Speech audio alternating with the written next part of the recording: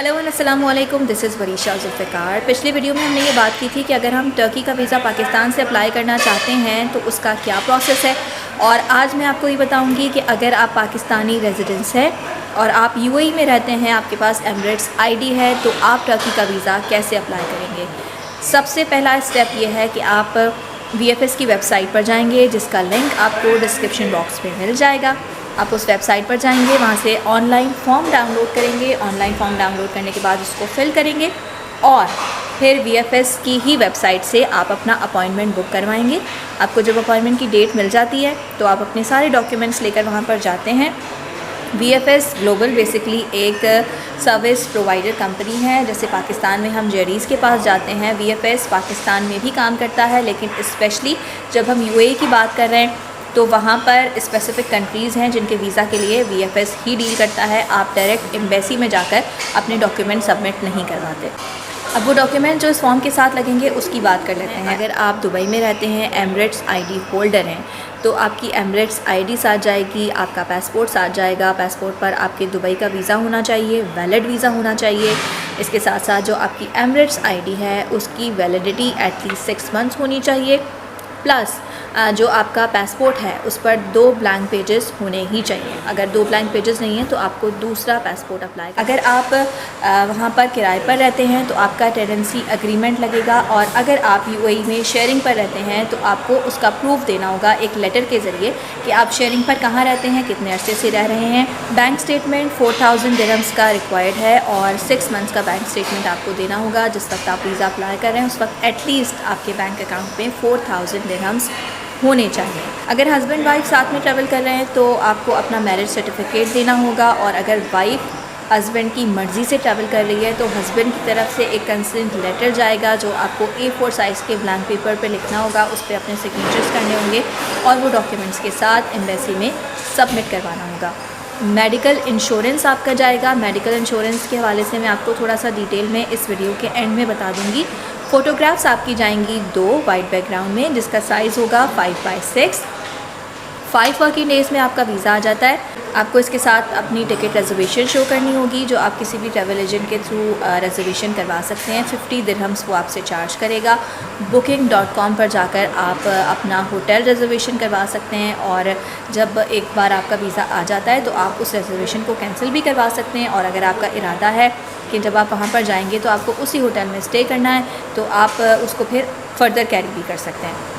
अगर visa fees की बात करें तो VFS की अपनी जो प्रोसेसिंग फ़ीस है वो है 231 दिरहम्स और वीज़ा फ़ीस टर्की की दुबई से 225 दिरहम्स है।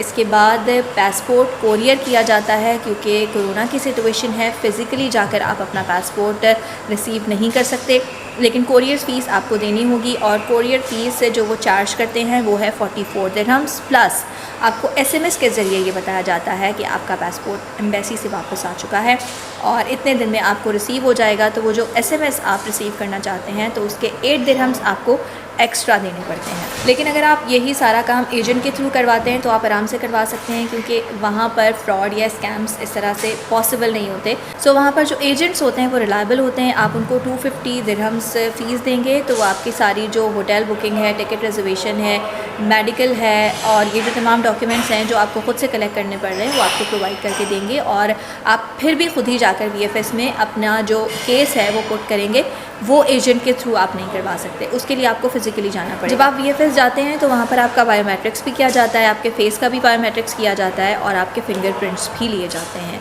जब आप एमिरेट्स आईडी पर दुबई से अपना टर्की का वीज़ा अप्लाई कर रहे हैं तो उसकी वैलिडिटी होती है 3 मंथ्स। पाकिस्तान से जो वैलिडिटी है वो 6 मंथ्स है सिंगल एंट्री की, बट दुबई से 3 मंथ्स की वैलिडिटी है। वंस आपका वीज़ा आ जाता है तो विदिन 3 मंथ्स आपको टर्की ट्रैवल करना होगा, अदरवाइज़ आपका वीज़ा एक्सपायर हो जाएगा। वंस आप ये सारे डॉक्यूमेंट्स कलेक्ट कर लेते हैं, आप VFS के पास जाते हैं, वो आपके सारे डॉक्यूमेंट्स देखते हैं, उनकी स्क्रूटनी करते हैं और फिर वो फर्दर प्रोसेस के लिए एम्बेसी भिजवा दिए जाते हैं। 5 दिन के बाद आपका वीज़ा आ जाता है और उसके बाद आप टर्की ट्रैवल कर सकते हैं। हेल्थ इंश्योरेंस के हवाले से मैं आपको बता रही थी, मेटलाइफ इंश्योरेंस का फ़ायदा ये है कि जब आप किसी कंट्री का वीज़ा अप्लाई करने के लिए जाते हैं तो आपका जो मौजूदा हेल्थ इंश्योरेंस कार्ड है वो आप एम्बेसी में शो करते हैं।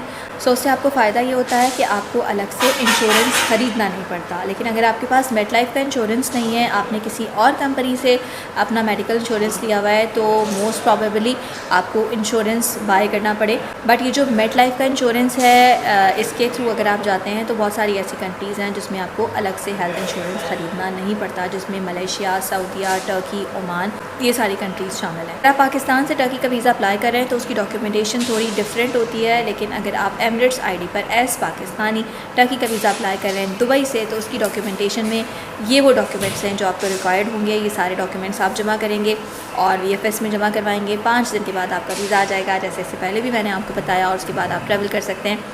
ट्रैवलिंग के हवाले से मज़ीद भी बहुत सारी वीडियोज़ आने वाली हैं और बहुत सारी ऐसी चीज़ें मेरी लाइफ एक्सपीरियंसेस हैं जो मैं आपके साथ आगे चलकर शेयर करती जाऊंगी, और बहुत कुछ आने वाला है। इसलिए मेरे चैनल को लाइक करें, सब्सक्राइब करें, शेयर करें और इंतज़ार करें मेरी अगली वीडियो का। जब तक के लिए बाय बाय।